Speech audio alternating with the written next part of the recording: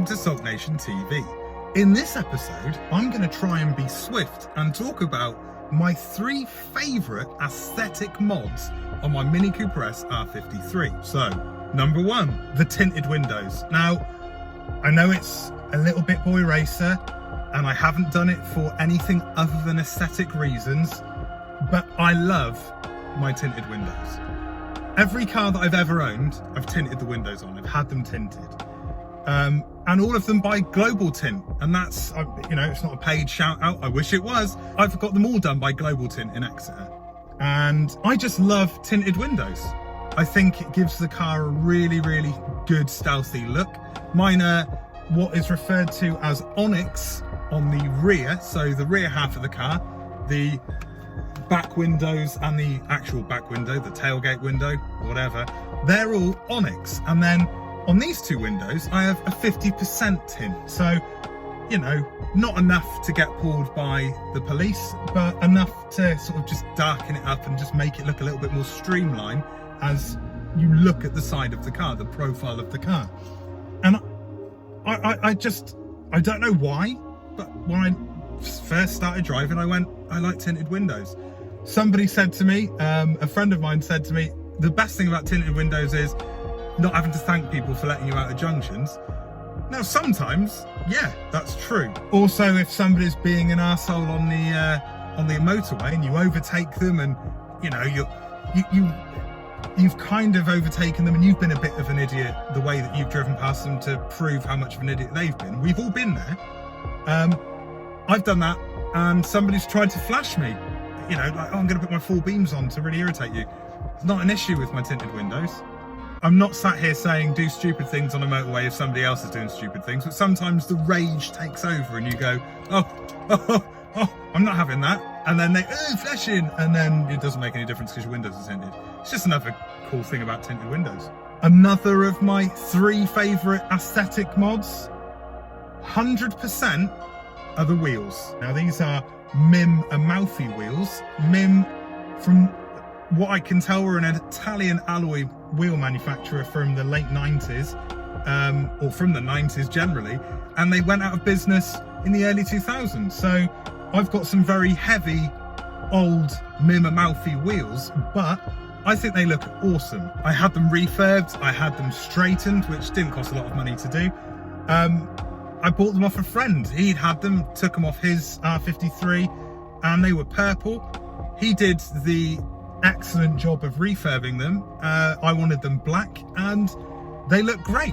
Yeah, they're not the best wheels in the world, but they do look really good, and I really like them. That's why it's my car, it's my opinion. And I think wheels really do make these cars. I'm not a fan of the stock wheels. There's a Volkswagen Transport that's just driven past me there that's got some rotiforms on, which looks stunning. So aftermarket wheels are great if they add to the aesthetic of the car, and I think mine do. They're 5-spoke, I think they look sexy, and they work with the colour combination I've got going on in the car. And last but not least of my favourite aesthetic mods is my private registration. Now that is a mod, I don't care what people say, of course it's a mod. That's my own registration. My wife bought me it, and it says S9 ULK, so Sulk. And here's a little bit of history. I was nicknamed the Incredible Sulk when I was at university for obvious reasons. I'm relatively big and I sulk a lot. And, you know, I mean, I had other nicknames, Corpsey, the Man of Many Hats, Hat Man, a little bit after university, Horseface. You know, and that one stuck, but the Sulk is the one that stuck the most. So, you know, why not start a YouTube channel called SULKNATIOntv based on a nickname you had at university? That's what I did. How successful have I been? But, yeah, the private registration is awesome, and it didn't cost a lot of money. It wasn't an expensive private reg. Because it's so ridiculous, it says Sulk. I love it. I think it personalises the car even more. You may think the same. Now, I grew up as one of those people that thought private registrations, you've got to be a knob to have one of them. And you guys probably think the same, and maybe I am a knob. But I really like it. I think it's another level of customization for my R53. It suits me, it suits my channel, it suits my car, and it's a great aesthetic mod.